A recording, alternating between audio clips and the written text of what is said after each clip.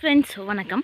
நம்மோட தோட்டத்தில் இருக்கிற பழச்செடிகள் என்னென்ன அப்படின்றத பற்றி தான் பார்க்க போகிறோம்.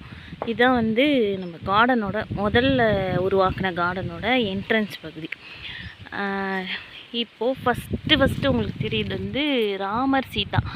இது விதையிலிருந்து தான் இந்த செடியை உருவாக்கணும். இப்போ ஃபஸ்ட்டு பூ எடுத்துருக்கு.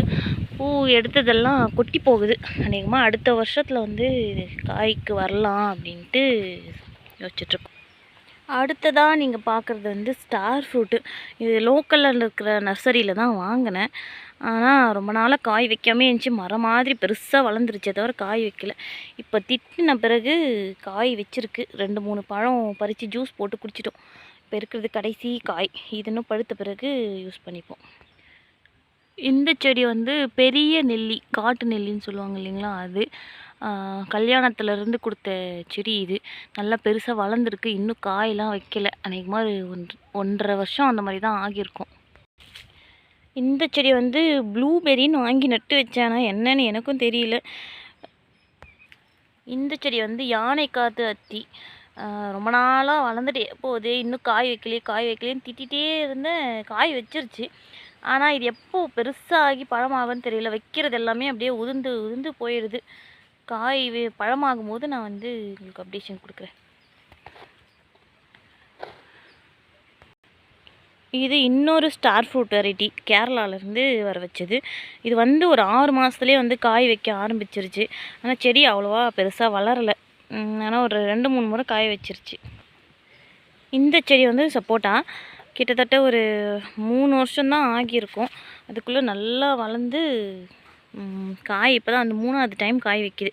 ஆனால் ஃபஸ்ட்டு ஒரு காய் வச்சிச்சு. அப்புறம் ஒரு 10 காய். இப்போவும் ஒரு 10 காய் ரேஞ்சில் தான் வச்சுருக்கு. ஆனால் ரொம்ப நாள் ஆகுது இது காய் வச்சு பழுக்கிறதுக்கு. அடுத்ததாக நீங்கள் பார்க்குறது செர்ரி பழம். இது புளிப்பு சுவை தான். ஆனாலும் காயிலே பறித்து சாப்பிட்டாலும், அதாவது ஒரு ரெட்டிஷும் க்ரீனிஷும் சேர்ந்த மாதிரியான ஒரு கலர். அந்த கலர் இருக்கும் போதே ரொம்ப அழகான டேஸ்ட்டு. இன்னும் ரெட்டிஷாக ஆகிறதுக்கு இங்கே இருக்கிறவங்க விட மாட்டேன்றாங்க. அணில் கிளியெல்லாம் சாப்பிட்ரும் போல். நமக்கு கிடைக்கவே மாட்டேங்குது. இது ஒரு வாட்டர் ஆப்பிள் வெரைட்டி. நட்டு ஒரு 2-3 வருஷம் தான் ஆகியிருக்கும். இன்னும் எதுவும் காய் வரல. இதுவும் நான் கார்டன் ஸ்டார்ட் பண்ணி ஃபஸ்ட்டு நட்டு வச்ச வாட்டர் ஆப்பிள். பெரிய மரமாக தான் இருந்துச்சு. இங்கேருந்து ஒரு தேக்கு மரத்தை வெட்டிட்டோம். அதனால் இவங்களோட புஷி குறைஞ்சிருச்சு. ஆனாலும் பாருங்கள் எப்படி பக்கத்தில் சூப்பராக துளுத்து வருது. இது ஒரு 3-4 வாட்டி காய் வச்சிருச்சு. ரொம்ப சூப்பராக இருக்கும் காய். இதுவும் ஒரு செர்ரி வெரைட்டி தான். பூ இப்போ தான் பூக்க ஸ்டார்ட் ஆகியிருக்கு. ஆனால் இன்னும் காய் எதுவும் வரலை. நானும் அவளோட வெயிட் பண்ணிகிட்ருக்கேன். அவங்கள திட்டிட்டு எப்போ வரும்னு தெரியலை. இது முந்திரி செடி. இந்த முந்திரி செடியிலையும் 2ஆவது முறை காய் வச்சிருச்சு. என்னென்னா ஒரு பெரிய கதை ஒன்று நடந்துச்சு இந்த காய் வச்ச சமயத்தில். நான் அது இன்னொரு வீடியோவில் போடுறேன். ஆனாலும் காய் ரொம்ப அருமையாக இருந்துச்சு. நான் முறை ரொம்ப நாள் ஆசை எனக்கு முந்திரி பழம் சாப்பிட்ணுன்ட்டு. அதனாலே இந்த செடியை நட்டு அதிலேருந்து முந்திரி பழம் கிடச்சிச்சு. இந்த செடி பேரிக்காய் செடின்னு சொல்லிட்டு கொடுத்தாங்க நர்சரியில். ஆனால் என்ன செடின்னு எனக்கும் தெரியல. எப்படியும் சரி காய் வைக்கும் போது நம்மளுக்கு தெரிஞ்சிட போகுதுன்னு சொல்லிட்டு நானும் நல்லா வளர்த்துட்ருக்கேன். எப்போ காய் வைக்கணும்னு தெரியல. அவங்களையும் கொஞ்சம் திட்டணும் போல். அடுத்ததாக நீங்கள் பார்க்குறது இலந்த மரம். இதுவும் கார்டன் ஸ்டார்ட் பண்ணி ஃபஸ்ட்டு நட்டது. வாட்டர் ஆப்பிள், இலந்த எல்லாமே ஒரே நேரத்தில் வாங்கிட்டு நட்டது தான். ரொம்ப நாளாக பெருசாக வளர்ந்துட்டு இருந்துச்சு. எங்கள் வீட்டில் இருக்கவங்க வெட்டி போட்டுறணும் அப்படின்லாம் சொல்லிட்டு இருந்தாங்க, முள்ளு செடின்னு சொல்லிட்டு. ஆனால் இதில் காய் வச்சு சாப்பிட்ட பிறகு ஏன் தான் வெட்ட சொன்னணுன்ற மாதிரி ஃபீல் பண்ணுறாங்க. அந்த அளவுக்கு இருக்குது. இது ஆப்பிள் பாதி சைஸுக்கு ஆகுது இந்த காய். டேஸ்ட்டும் அவ்வளோ அருமையாக இருக்குது.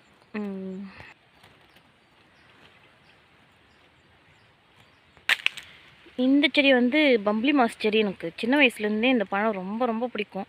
அதனாலேயே இப்போ ஆசைப்பட்டு இந்த செடியை வாங்கி நட்டு வச்சேன். ஆனால் என்னன்னு தெரில, ரொம்ப நாள் ஆன மாதிரி இருக்குது. 3-4 வருஷத்துக்கிட்ட ஆகுது. சரியாகவே வளர மாட்டேங்குது.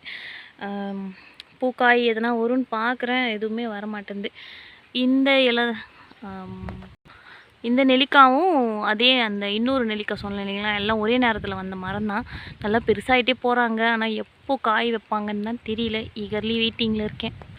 இந்த பழமரங்கள்லாம் தவிர்த்து நம்ம தோட்டத்தில் வந்து ஒரு கிட்டத்தட்ட ஒரு 20 வகையான மாஞ்செடிகள் இருக்குது. மாங்காய் மரம் இருக்குது. சீசனுக்கு தான் காய் வைக்கும். ஆனால் இப்போவும் வந்து ஒரு ஒரு செடியில் வந்து பூ வச்சுருக்கு. அநேகமாக தென்றல் காய் அப்படின்னு சொல்லுவாங்க. அந்த மாதிரியான காய் காய்க்குமான்ட்டு தெரியல. அப்புறம் இதுதான் நாங்கள் ரொம்ப ரொம்ப ஆசையாக வளர்த்துட்ருக்க பலாமரம். வெளியே வாங்கி சாப்பிட்றதுல விட வீட்டில் விளைஞ்சது ரொம்ப நல்லா இருக்கும்ன்ட்டு பலாமரம் வளர்க்கணுன்னு ரொம்ப நாள் ஆசை. அதனால் என்ன பண்ணேன்னா வெறும் விதையை தான் போட்டு விட்டேன். இந்த இடத்துல வந்து ஒரு தென்னை மரம் இருந்து இறந்துருச்சு. சரி அந்த இடத்துலையே வந்து நம்ம போட்டு விடலான்னு சும்மா விளையாட்டுக்கு தான் போட்டு வச்சேன். பார்த்திங்கன்னா ஒரு 2.5 வருஷம் தான் ஆகியிருக்கும். இது நல்லா உசரமாக வளர்ந்துருச்சு. ஆனால் எப்போ வந்து காய் வைக்கன்ட்டு தெரியல. நானும் அவங்கக்கிட்ட சொல்லி வச்சுருக்கேன், சீக்கிரமாக வச்சிரு அப்படின்னு சொல்லிட்டு. அடுத்து திட்டினா தான் அதை வந்து அவங்க சீக்கிரம் காய் வைப்பாங்க போல். இந்த பழமரங்கள்லாம் நான் ஃபஸ்ட்டு உருவாக்கின கார்டனில் வச்சுருக்கிறது. இப்போது ஒரு வருஷத்துக்கு முன்னாடி இருந்து இன்னொரு கார்டனும் உருவாக்கிட்டுருக்கோம். அதில் இருக்கிற பழமரங்கள் அடுத்த வீடியோவில் பார்க்கலாம். நன்றி.